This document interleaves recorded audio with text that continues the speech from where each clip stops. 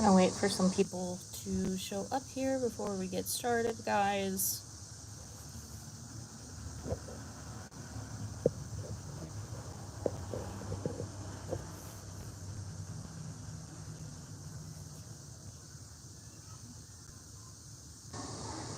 If you're watching this later, there will be vaping in this video, so if vaping triggers you in any way, just know that that will occur. If you see me grab it or have it, then you might want to like skip ahead or something.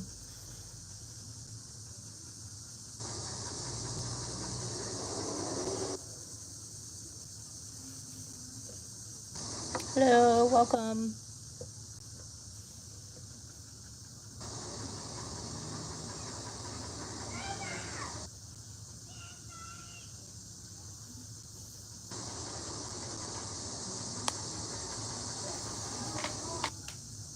I'm hoping some of you are showing up from Instagram, because I posted about 45 minutes ago on my Instagram that I'd be live. I posted YouTube this morning about it. Hello, hello, welcome.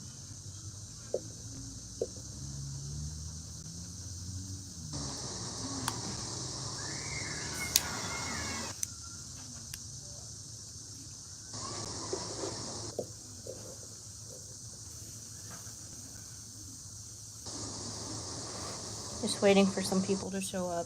For those of you who are here, there's not very many of you here right now. If you want to go ahead and start asking questions, please do. If you want to say hi.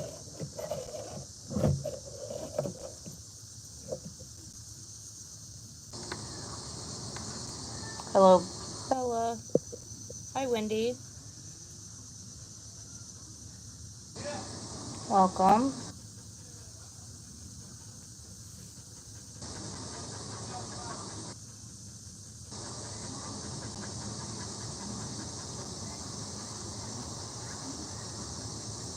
Oh gosh, patience. Wendy asked if I had any tips on training.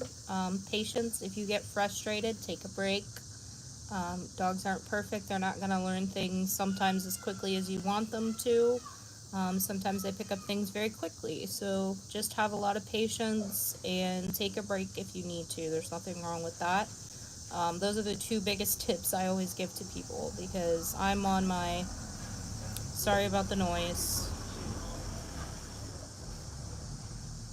I'm outside if you guys can't tell. I was trying to decide where I wanted to do this, and I figured outside would be the easiest place.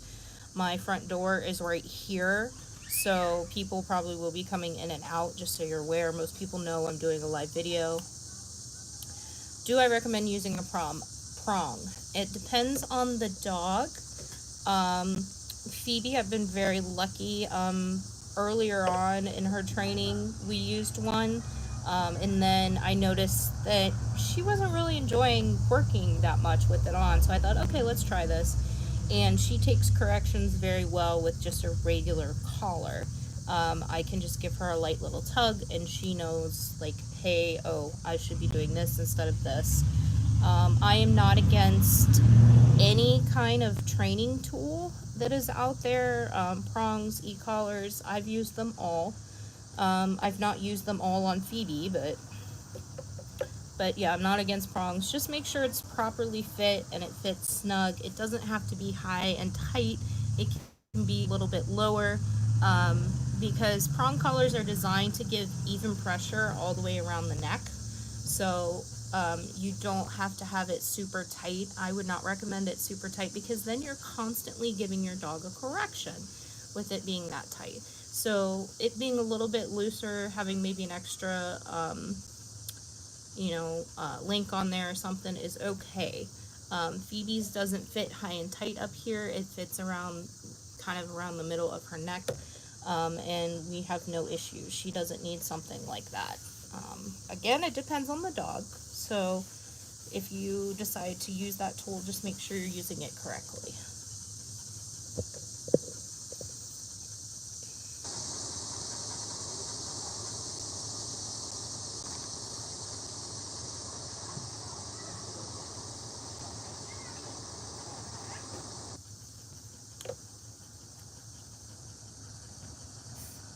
Keep coming with the questions, guys. You got those are some good questions. You had a man yell at you for having it too loose. It's a matter of opinion. You know how prongs are meant to be, but literally, you know, it's just like, stop shaming people for using tools. Yes, there's a correct way and a wrong way to use a prong. I mean, you don't want it so loose that it's kind of hanging around the lower part of the dog's neck. That's not safe. And it's defeating the purpose. You want it snug, you know, mid to high on the neck. So it's, you know, pick your battles with people, but don't, I mean, he could have, instead of yelling at you, he could have showed you how to properly use it or how it should be properly fit. I mean, that's what I would do if I saw someone that was not using a prong correctly and it was real loose.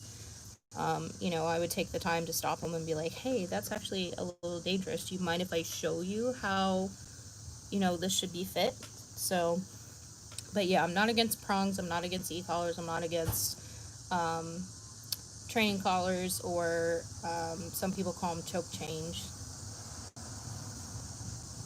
Yeah, some people aren't worth it, Wendy.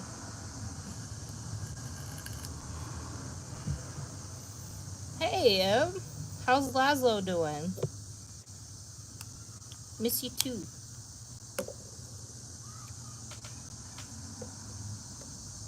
Hello, Alex. I did remember what you previously went by. I have a service dog in training. His name is Arlo, and he is a white English bulldog. Oh. I haven't seen very many bulldogs out there as service dogs, so I wish you guys the best of luck, and I hope things go well for you.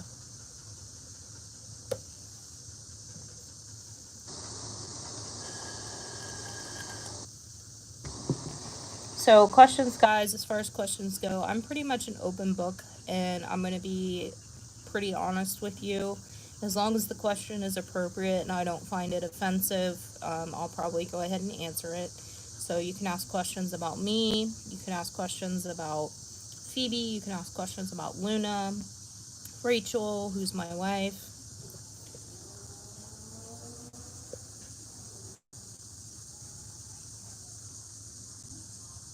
That's awesome, Em. That's so good to hear.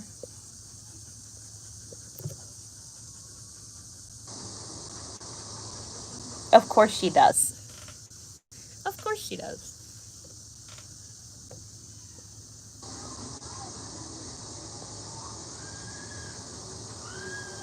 I like pointers, Wendy. The only thing I don't like about pointers, back when in my vet tech days when I worked at a vet office, is they always had this certain smell to them. I just figured it was a GSP thing. I just couldn't get over the smell. Like, they're good dogs. I don't know. They just have this weird odor to them.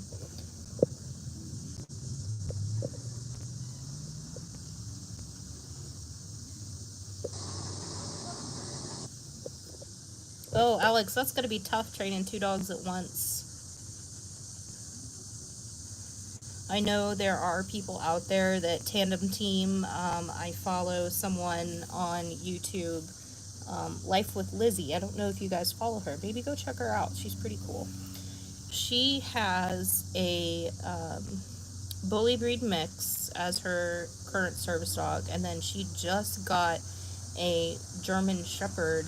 I don't know if he's mixed or full-blooded or not, but he is huge. Huge. He's like 80, 75, 77 pounds or something like that, and he's still a puppy. So, and he's going to be her mobility dog. So she has Medusa, who is her regular full-time service dog for her medical needs. And then Hudson, his name is Hudson, is going to be her mobility dog. So that's pretty cool.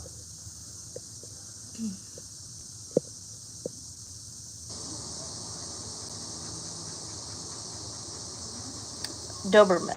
What's my opinion other than they break their legs easy when they're puppies? I have heard this a lot, that a lot of Doberman puppies have broken their legs.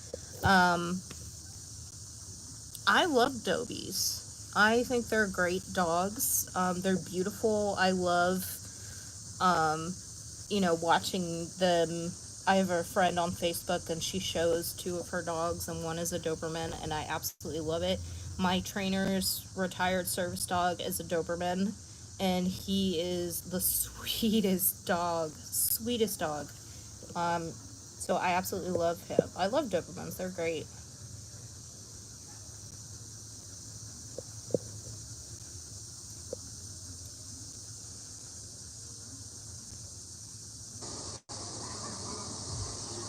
Yeah, I guess it is kind of weird, Wendy. Like, I've mentioned it to a couple other people who have GSPs, and they're like, "No, I haven't noticed they have this smell." It's not a bad smell. It's just like it's just different for a dog. I don't know.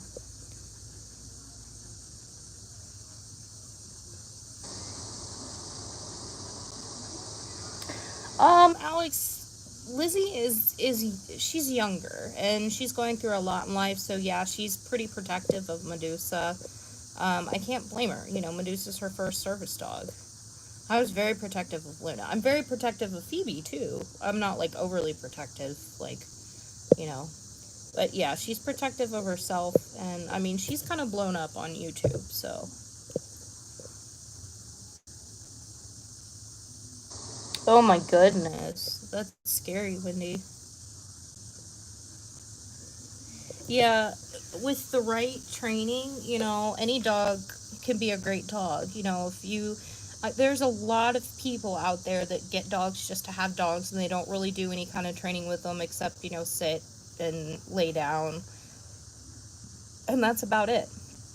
I feel like if you're a responsible dog owner, you should at least go through a basic training class with your dog. So your dog at least has, decent manners. That's just my opinion. Oh, you feel like Dobermans are too protective? Some can be. It depends on the breeding. It really does. You've got working line Dobermans, and then you've got, show line Dobermans, and a lot of show line Dobermans, they have a calmer temperament. So the show lines, a lot of people use the show lines for service dogs if they've been tested, temperament tested and things like that as puppies. So I know my friend Emily, she knew what she was doing when she went to go pick out her Dobie.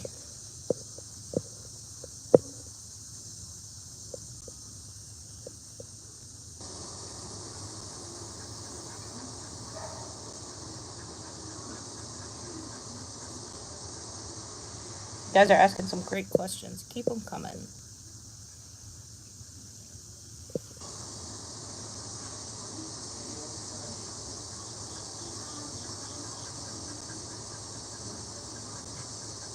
That's awesome, man.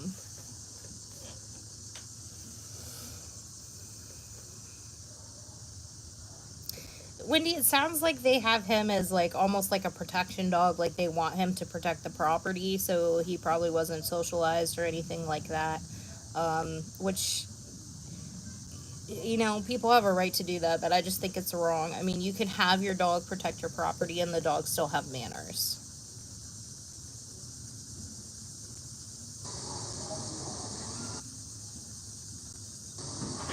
Oh, that's great. I hope that's going well for you guys.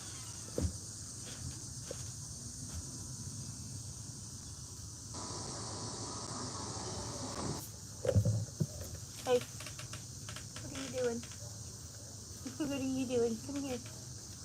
Phoebe. Come here. Come here. What? What? There you go. Good. Can you say hi? Can you say hi to the people? Can you say hi to the people? Hi. Who's a good girl?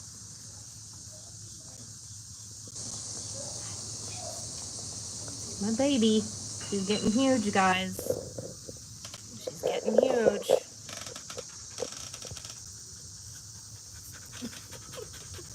She's big. She's big. She will be. How old are you gonna be? Are you gonna be 9 months old?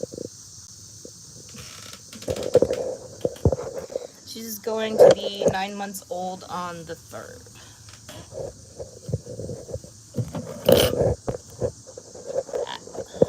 Phone's sliding. Sorry, guys.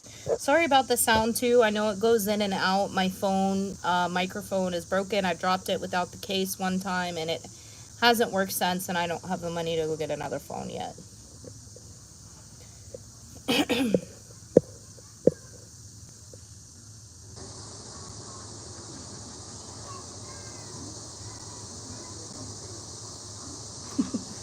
Yeah, they were cuddle buddies, weren't they?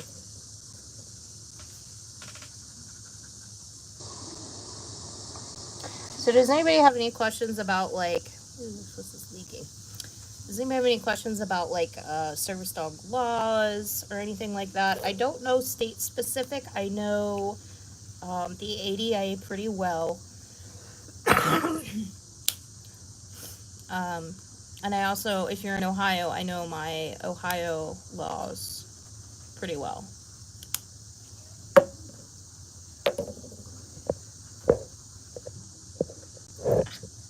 Guys are still sliding.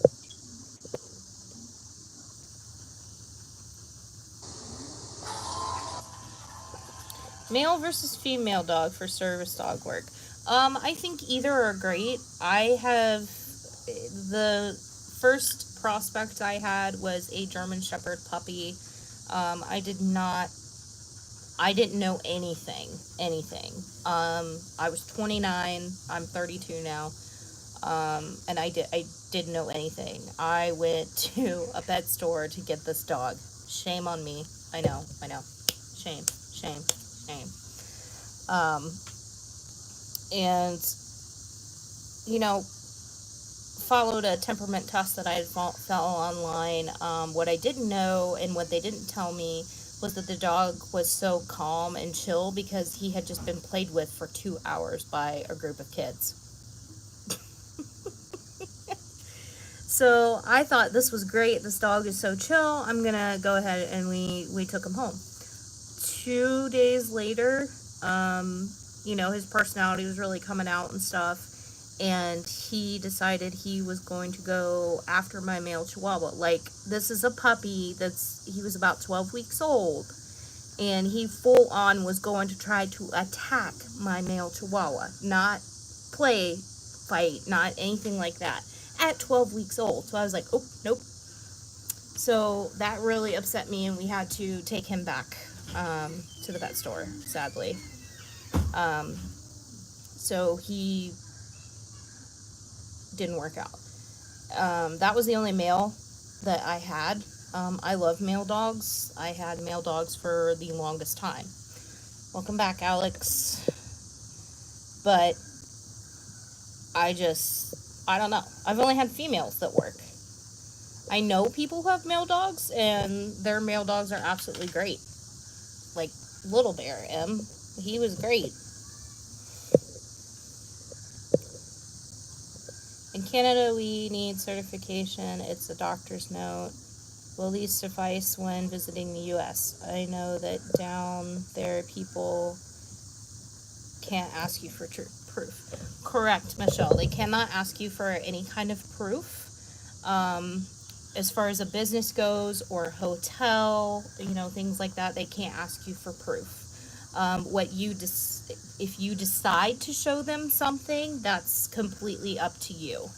So, I recommend carrying your dogs. I know to come into the U.S., you're going to have to show all your shot records and things like that for the dog to make sure that they're up to date. Just like if I were to go to Canada, I would have to show proof of rabies and veterinary things like that. And probably have to have my prescription or my doctor's note from my doctor, because that's the law in Canada. But here you do not need the doctor's note. That's just a personal preference. I have a note from my doctor and a note from my psychologist for a service dog, and I keep both of them with me. I actually need to get them updated with Phoebe's name instead of Luna's name, because right now they have Luna's name. Which I don't think it really matters to the person. The person's not going to know. Like, if I had to show that, like, the person's not going to know that my dog's name is not Luna. But because they say the same thing.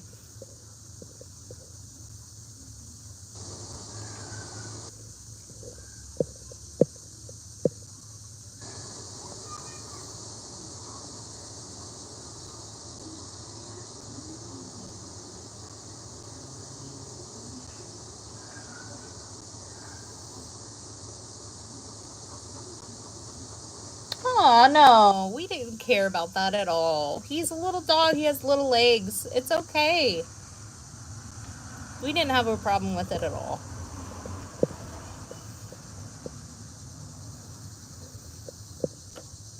I've seen there's someone that I'm hanging out with right now. You know, you've probably seen in the videos. She has a little, like, I think he's a Jack Russell Terrier or like a Jack Russell Rat Terrier mix. She picks him up and carries him sometimes because he just can't keep up, and that's okay. Like, she doesn't carry him constantly, but like she will pick him up and carry him for a period of time because he's getting tired or he can't keep up. I mean, it's a little dog. It's okay. If someone's gonna come at you for that, like, as long as it's not a constant thing, you don't have the dog in the cart or something like that, like, that's just ridiculous. If someone's gonna come at you for that, that's just a bad person.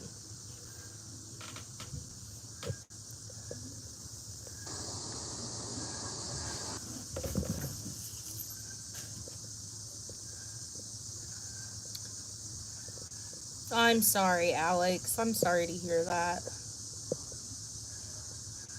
I just would have looked at him and been like, I have Tourette's.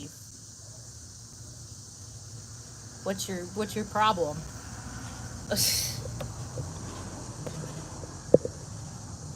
Tourette's are, I know some people with autism get tics sometimes, or like they have stemming tics. So sorry if I said that incorrectly. Michelle, they go by the name Alex, just so you know.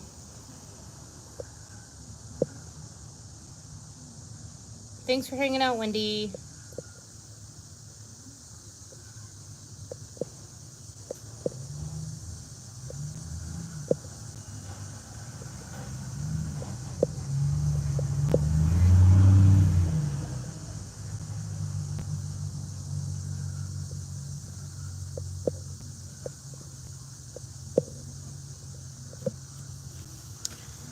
Okay, so any questions, guys?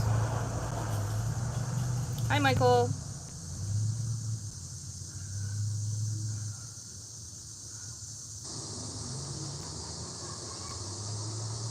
That's awesome that he just kind of bounces back like that. And I mean, when people say they retire their service dogs and then they get flack for bringing them out of retirement for whatever reason, um, I'm sorry, but those people need to chill the freak out. The dog was a service dog for so many years. A lot of times they're going to be able to pick up like they never retired. And your reasons are your own for bringing them out of retirement. So, people that, jump on people's cases, like there was, I want to say it was maybe 2 years ago or so, there was a well-known handler on YouTube and Instagram that retired their dog and then brought him back out of retirement, and everybody just lost their shit. Um, in the end, they shouldn't have, but they had their reasons for why they needed to do it.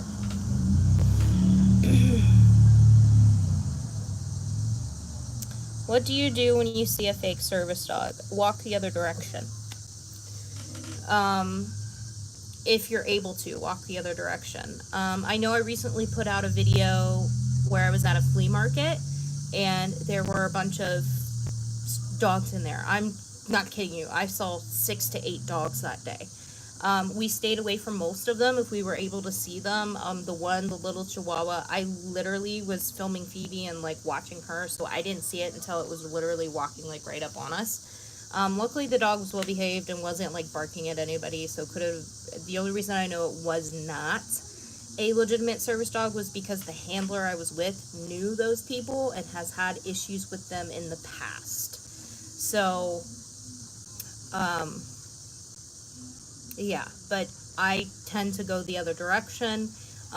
If I bump into them in a store, like say I'm in Walmart and I ended up bumping into them, I try to remove myself from the situation. If the dog is not well behaved, then I try to go find a manager to do something about it. But in my area, they won't do anything. So at that point, if I run into the person again, I will say, your dog is not supposed to be in the store. You know that. It's distracting my service dog. If you see me in the store, please stay away from me with your dog. Do I tell them to leave? No, because they're not going to leave. They're not going to. There's no point. Like, if I keep running into them, I'm just going to tell them, please stay away from me with with your dog. If you see me with my dog, please try to go another direction. Hang on, guys. Let me turn this light on so you can see.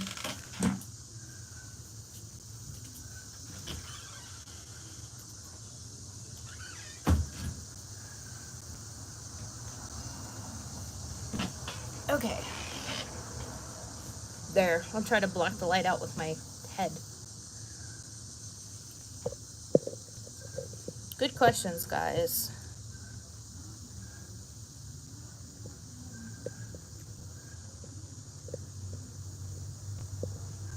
When I get nervous, I pick my skin. How can I teach my service dog in training to alert to my anxiety? So I would teach your dog to either nudge or paw at you when you're picking your skin. It doesn't matter where. Like, I pick my face, and Phoebe will jump up and paw my hand away from my face when I pick it. What are you doing? Hey, come here. Good girl. Who's my girl?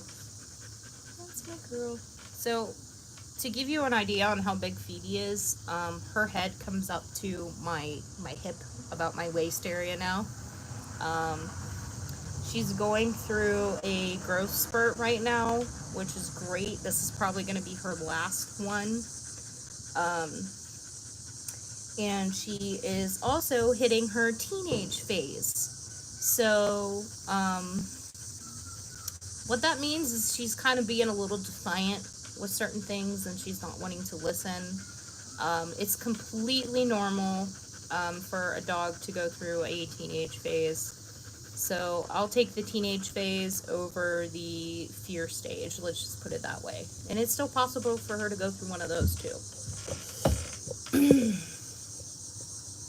So, like I was saying, Alex, I would just teach them to paw or nudge.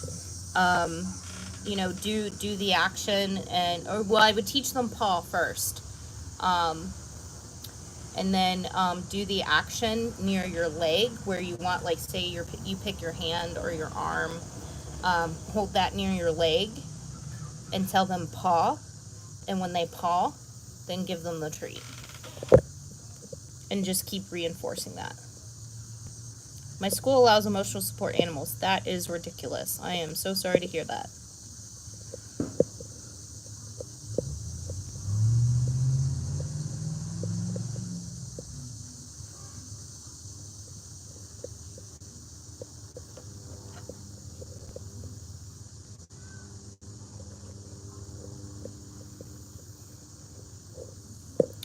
Keep the questions coming, guys. You're asking really good ones. How's Miss Luna doing with retirement? She is doing really good. She's actually out in my backyard right now. Her and our other dog, Rosie, like to spend some time in the evening after they eat. They like to hang out outside, catch a little bit of the last bit of the sun, and just play around. So I usually leave them out there for about an hour or so. But she's doing pretty good. At first, she was not handling it well, especially once we got back into our house after our house fire. We had a couple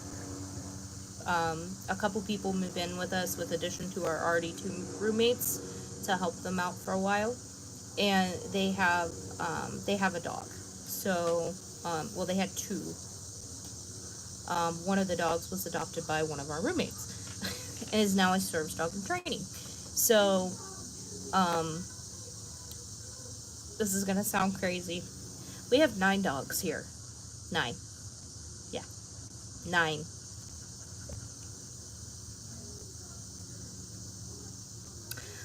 Yes, Alex. Phoebe, at this point, she is big enough for mobility. Am I using her for mobility yet? No. She needs some additional training on her positioning.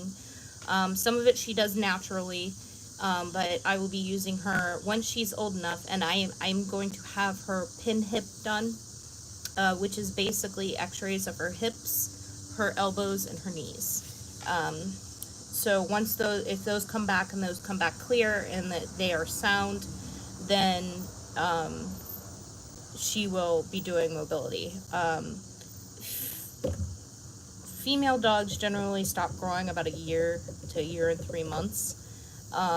Male dogs, they say, wait a full 2 years for them to mature, but female dogs aren't really the same. So probably about a year and a half is when I'm going to go ahead and have those done.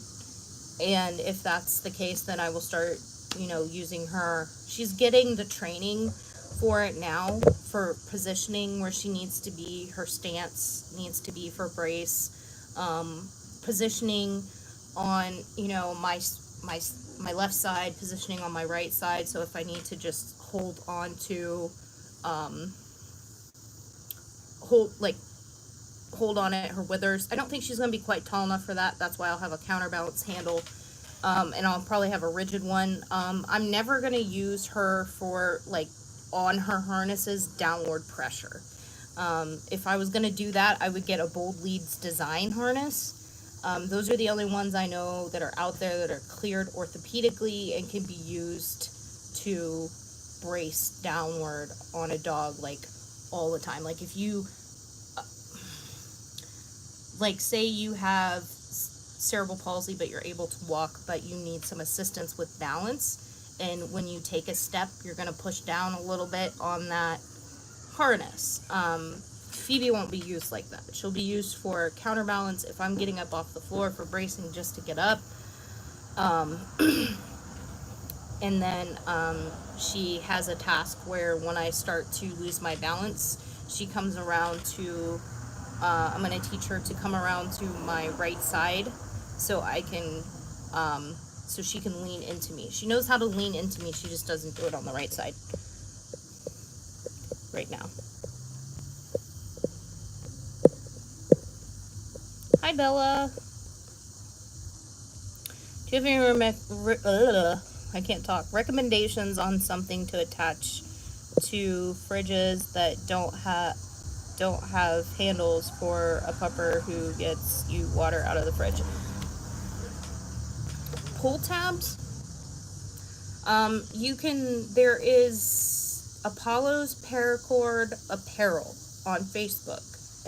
Look them up. Apollo's Paracord Apparel. She can make you pull tabs any length that you want that just slip, do a little slip knot around the fridge so it could pull, and then they can get you, what you need out of there and bring it to you. I got sent some samples of those. Unfortunately, when we had the fire, I lost them. I don't know what happened to them. And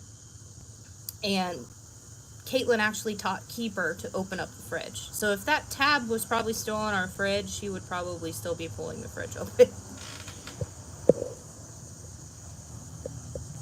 Retrieval aids. I also make them. Yes.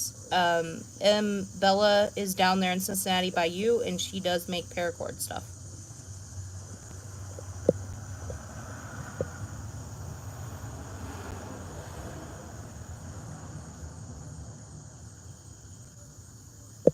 That's awesome, Alex. That's really good for a service dog in training.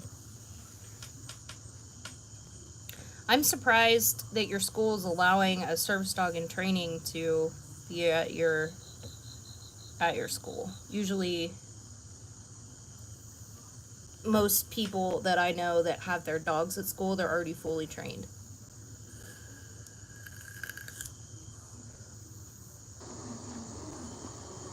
Great questions, guys. Great questions.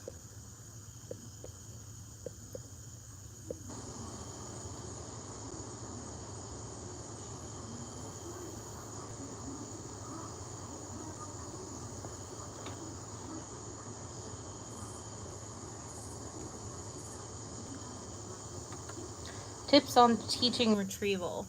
So, if you have a dog that already likes to put things in their mouth or likes to carry things around, whether that's a toy or your shoe, which they shouldn't have, the best thing I can tell you to do when they're young is if they have something you don't want them to have, say, "Can I have that? Can I have that?" You know, and take it from them, and say thank you, good girl or good boy, and then give them a toy that they can play with, and make a point to play with it with them a little bit so they get interested in it, to take that rather than your shoe or I don't know, a phone charger cord or something like that they're chewing on. And if you can get them to bring it over to you, when they're little, that's even better. That's going to set you up for retrieval. That I kind of failed with Phoebe. I didn't start saying, "Hey, can I have that?" until a little bit later. Instead, I was like yelling at her, like, "No, drop it!" Like, which is not good. We all make mistakes, and that was some of mine. Hi, Ivy. I'm glad you made it. If you have questions, that's great. Just go ahead and ask them. I'm having issues with parents putting their kids near Shadow or encouraging them to follow us. How can you handle being an exotic unicorn? I just want Nutella in peace. Oh my goodness, Kristen. So, it's not something, I don't want to say it's something you get used to. You just kind of develop a thicker skin. And as time goes on, you learn to what to say and kind of when to say it. In a situation like that, because it's involving kids and I don't want to overstep bounds with parents, I would either stop and offer to educate the kids, like, "Oh, hey, yeah, it's a dog. Do you know what a service dog is? Do you know what they do?" Something like that. If the kids are willing to be like, some kids are very vocal, other kids are like, "Oh no, she's talking to me. I'm gonna go find my parent." So, educate a kid. If the parent's nearby, ask, is it okay if I tell them about what a service dog is? And then I will usually allow the kids to pet my dog after that. That's usually the only time I allow people, when I had Luna anyway, that's the only time I allowed kids to pet her. She loved kids, but when I was educating the kids, then I would let her, after I was done, I would let them pet her. So, it can be hard. I mean, if the parent is encouraging the kids to follow your dog, you need to, I would maybe stop and say to the parent, "I'm so sorry. My dog is a service dog and she is working. She keeps me safe, or he keeps me safe. It's not a good time for your kids to be interacting with my dog right now. If you see us on the way out and you would like to stop and have your kids pet my dog, like that, this part is an option, that you could do. This is just what I would do. If you see us on the way out, stop us. I'll let your kids pet my dog." So you're not attacking.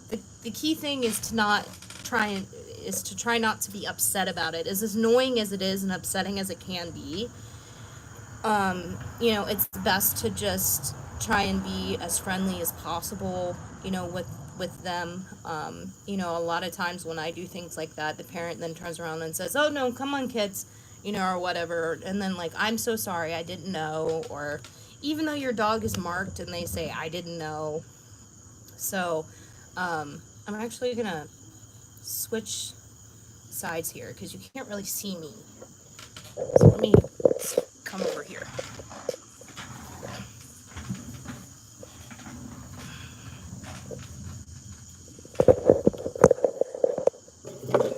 There we go. This is a little better. And by a little, I mean a little better.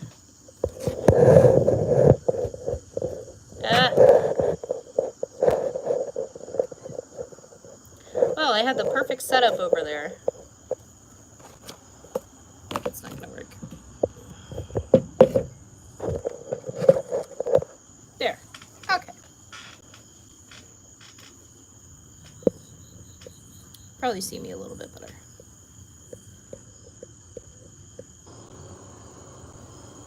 So that was a really good question, Kristen. The service dog's name is Shadow too. He's a husky. Oh. So you have a husky, a doodle, and a English bulldog. That's pretty cool. Guys, your questions are great. Like I said, keep them coming. I said earlier.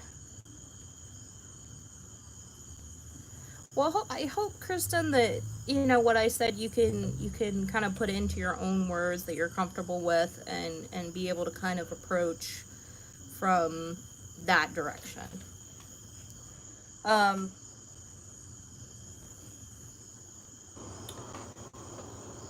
Your questions are great, guys. I was starting to say, I said earlier in the video, if you have um, any questions for me, like about my personal life, not personal life, like just me in general, like, hey, are you transgender? Hey, are you gay? Like, you can ask me stuff like that. I will tell you. You can ask stuff about Rachel, like, how is she doing? Um, you know, does she have any pets? Does she, things like that. You can ask questions about Phoebe, where she's at in her program. What program is she in? Where did I get her from? Things like that. If you want to know that stuff, like, I'm not just going to go down the line and say all that, but, like, if you want to ask questions like that, you can. Like, I've said it before, I'm an open book. Also, again, I apologize for the sound if anybody's having issue with the sound. I dropped my phone a long time ago. I know it goes in and out. I can't do anything to fix it, unfortunately. I've tried to attach an external mic, like headphone type thing, and then nobody can hear me. So,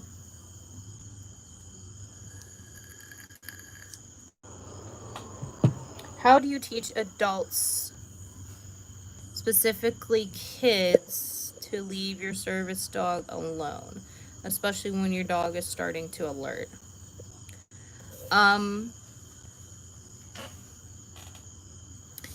Unfortunately, there's times and situations where I have been in situations where I have literally had to say, stop, no, please do not touch my dog, and then explain why, because they're just so persistent, or they're just coming, right at us, and they're going to pet my dog.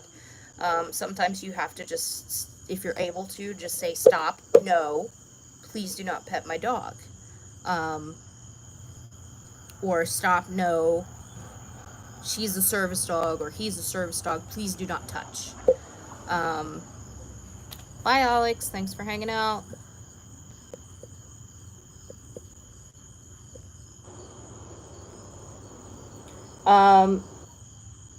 I would point out, Ivy, I have in the past with Luna, I have pointed out to people, do you see what she's doing right now? She's scratching my leg, or she's jumping on me. She's not misbehaving. She's telling me I need to go sit down. So I'm going to leave now. Goodbye. Have a nice day. And go and sit down somewhere and let, Luna task.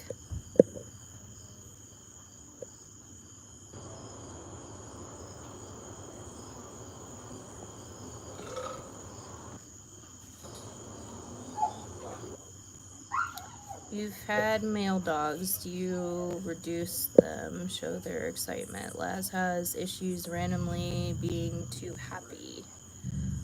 Phoebe, that's enough. What's up? Yeah. Hang on, guys. It's my neighbor.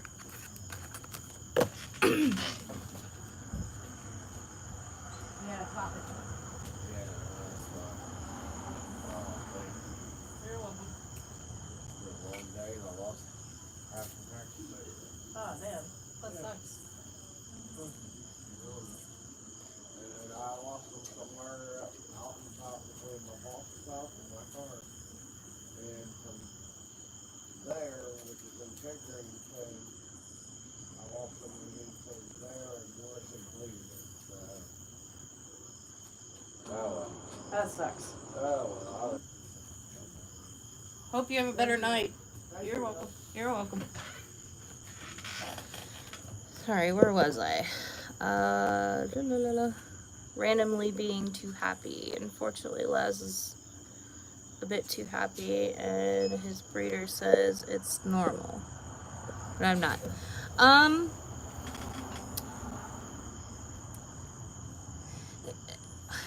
Fixing him could change that. You know, but he's way too young to really even think about that at this point. So it's hard to say.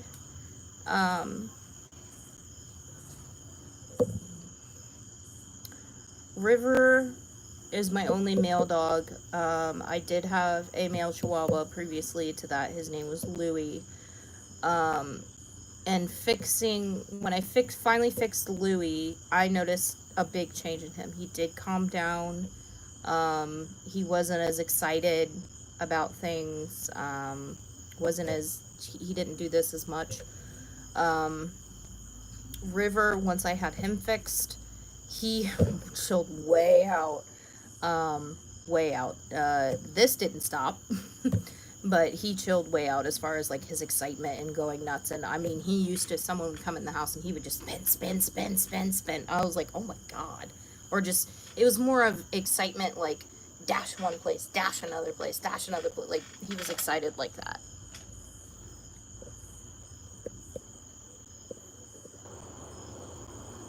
How do you teach kids of all ages to leave your service dog alone? Educate them, Ivy. If you have kids in your area, you know, stop and take the time to educate them and let them know, you know, I'm going to be out here walking with my dog, but this is not just a regular dog. You know, this is a service dog. You know what a service dog is? No. Okay. Well, tell them that, you know, they can do special things to help.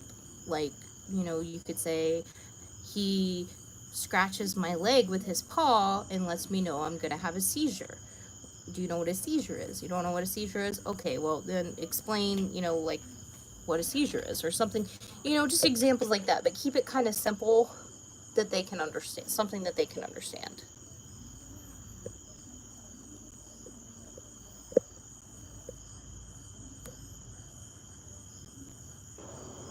Ah, I see. His maleness. It does stop after you get them fixed. That excitement. Yeah. I used to be able to tell River, put it away. Same with Louie, put it away. And they knew what I was talking about. I was told, put an ice cube on there.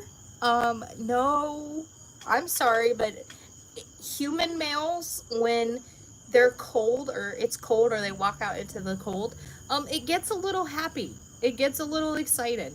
So I don't think cold is gonna make it, you know, put a warm washcloth on that or something. Yeah, or don't touch it. But I got to the point where I was able to tell River and I was able to tell Louie, these are just pet dogs that I'm talking about, guys. I was able to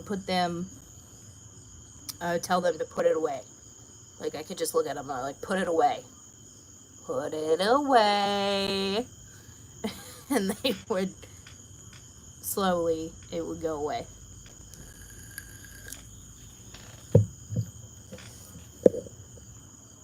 Great questions, guys. I keep saying that.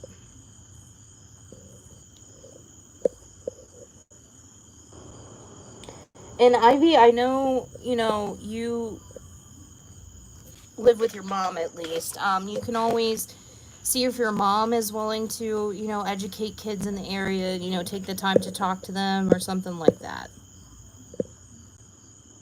Yeah, no problem, ma'am.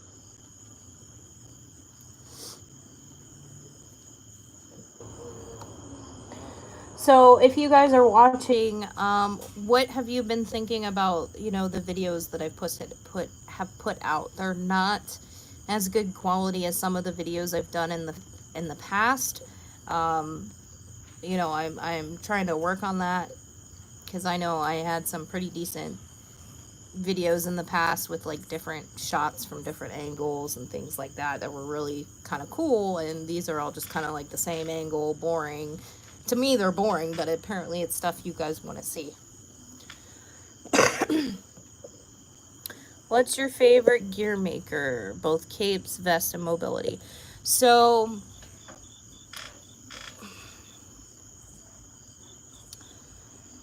for vests or capes, I have three favorites. Courageous Creations, Chrissy Welsh, but she's not really actively making anymore. Um, Active Dog Gear, love them, and River Dog Gear. River Dog Gear makes capes, makes vests. She started making harnesses, just kind of counterbalance harnesses. She makes Y-front vests. River Dog Gear can be found on Etsy. Now she has slots. I don't think she's open to customs right now, but if you um, sign up to receive notifications from her, you'll get an email or a notification through Etsy that says when she has posted availability. So, and I think she only does 15 to 20 at a time. So, love them. Chrissy, I love her stuff. She's made me capes. She's made me vests. I have two of her vests right now. Both of those are tactical style vests.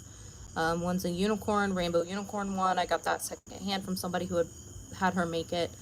And Luna's original first ever real vest, which is getting ready to go on Phoebe starting September 1st, because it is a purple candy skull vest. So it's kind of Halloween-y or fall-like. Mobility stuff, I mean, I've had Bridgeport Counterbalance, I've had Bridgeport Rigid. Their harnesses are made better and hold up better than Yup does. I have a Yup that you saw that I wore to the Service Dog Awareness Walk. It is leather padded.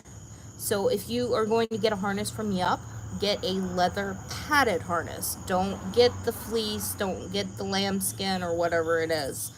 The leather padded, it puts weight to the harness, and it's more well made or better put together, and I feel like it's gonna hold up longer than if you were to get the sheepskin or whatever. Plus it's kind of cooler than having that, in the summer. What dog wants sheepskin or whatever on it? But those are my favorites. And yeah. How do you teach a service dog to be relaxed in any environment? That's something the dog is a temperament thing. Early socialization, taking your dog out as a puppy, and either carrying it, and please carry your puppy until it has its shots, all 3 sets of its shots. I don't care if you're traveling with the dog. Even don't put it down unless you're letting it go to the bathroom. Give it like water in your car or something. Like, don't. Anyway, just because that dog can pick up anything as a puppy, they don't have the shots to basically keep their immunities up. I don't know where I'm going with this. Anyway, early socialization is good. Take your puppy, carry it until it has all its shots, to pet stores or pet friendly places like Lowe's, Home Depot, Menards. Let people pet your puppy. Give your puppy treats or whatever. Once it's had its shots and you can let it be down on the ground, then same thing. Let people pet your puppy, say hi to your puppy, things like that with treats and whatnot. And going out at a young age and exposing it to different environments, like Home Depot and Lowe's has a lot of machinery noises, things being dropped suddenly, people talking, people walking, just noises like that. Pet stores is going to have other barking dogs, you know, just foot traffic, you know, things like that.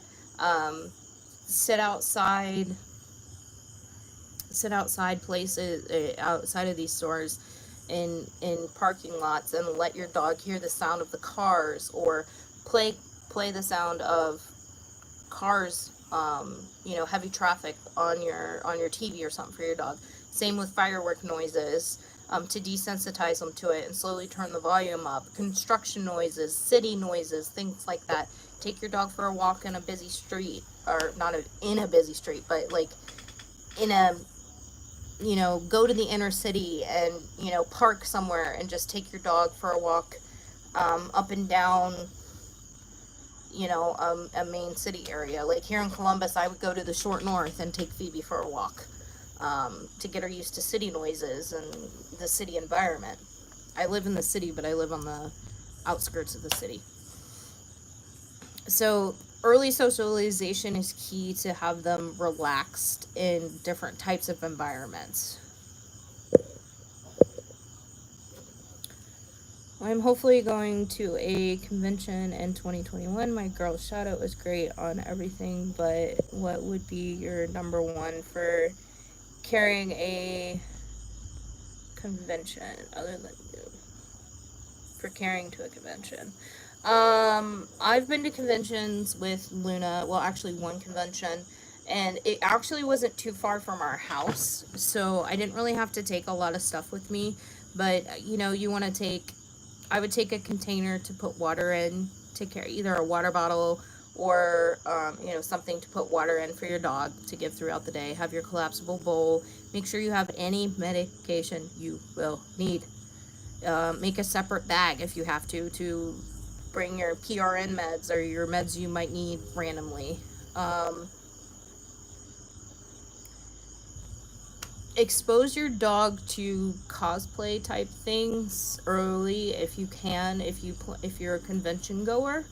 Um, you know, that includes big costume like things. Like Halloween coming up is a good time to expose your dog to like costume type things like that.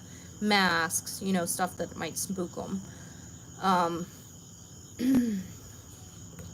I'm sorry if I'm not understanding this correctly, Kristen.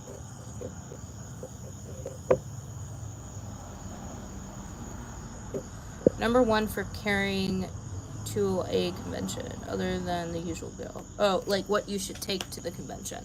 Like I said, that stuff. Besides, you know, usual gear. Um, Shoes for your dog. Um,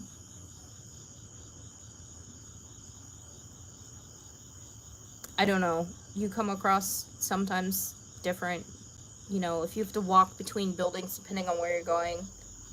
Um, you know, if you're going to be, like, say you're going to be in California and you're going to be walking between buildings going in and out, or taking your dog out for breaks, you want to be able to either put those shoes on for it to go outside or something.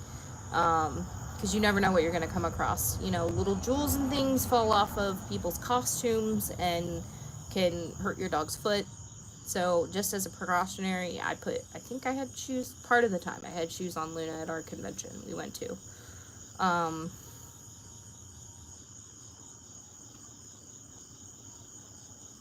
I mean, you get a lot of freebies at a convention, and if you don't have a backpack that you're going to be able to put your freebies in or things that you buy, you know, put some saddlebags on your dog to carry stuff. Obviously, not super heavy items. You don't want your dog, especially if your dog is smaller, you don't want them to have these huge saddlebags on carrying heavier items. But, you know, or a pocketed vest that you can slip some of the stuff in. It just makes it a little bit easier because they're right there, so you don't have to reach around. You know, I when I go to conventions, I am in my wheelchair because that's a lot of walking, a lot of moving around.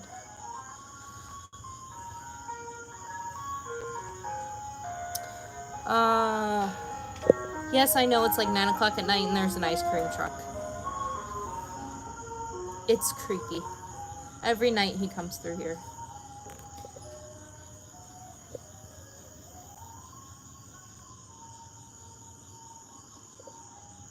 I know, ice cream. What's my favorite store or store chain to shop with after hearing how they handle service dogs? I hate Walmart. Many people call it Hallmark because they just don't give a rat's ass. They don't care. They do not care if there is another dog in there that is violent or not against your dog.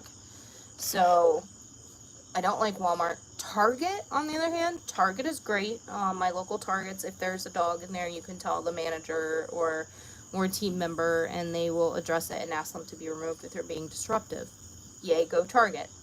That being said, Target, if they see a dog in there that's not being disruptive, they're not going to ask it to leave. So that's the downfall. But if it is being disruptive or it's barking at your service dog, they will tell them to take their dog out, which is great. Where Walmart doesn't do that. So I do like Target. I don't shop there very often because they're expensive.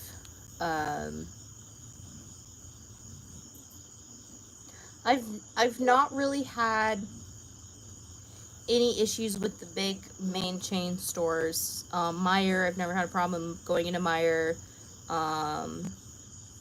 Living in Columbus, we have Pilot dogs. So I live in Columbus, Ohio. There is Pilot dogs here. So that's like, they do seeing eye dogs. So a lot of times around Columbus, you'll see those Pilot dogs out being trained, or puppy raisers with the Pilot puppies that are going to be the Pilot dogs out with the dog, which I don't feel that the puppy raisers should be taking them into public, non-pet friendly places, period, but Pilot dogs allows them to do it. A lot of times it's Ohio State college students, and they take the puppy with them to classes. But I mean, and a lot of times too, the puppy raisers are not doing a very good job with them. They just want to be able to take a puppy with them places. What is a GSD? A GSD is a German Shepherd dog. Welcome back, Alex. How do you teach your dog it is okay to with someone beside you? Go with someone beside you? That's something you have to practice and teach. Hang on a second, guys. I'll be right back. Sorry.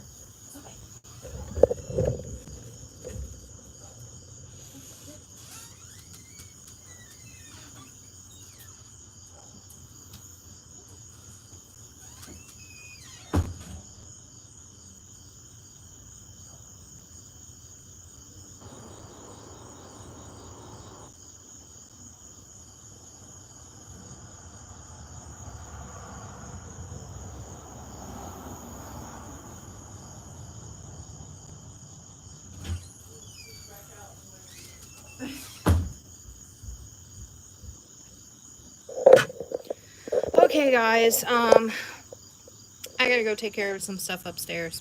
So, and I've been doing this over an hour. So thank you so much for hanging out and joining me in this live. You guys had some great questions. I will do lives again in the future. I'm going to try to start doing one once a week. So thanks for hanging out. We'll see you soon. Bye.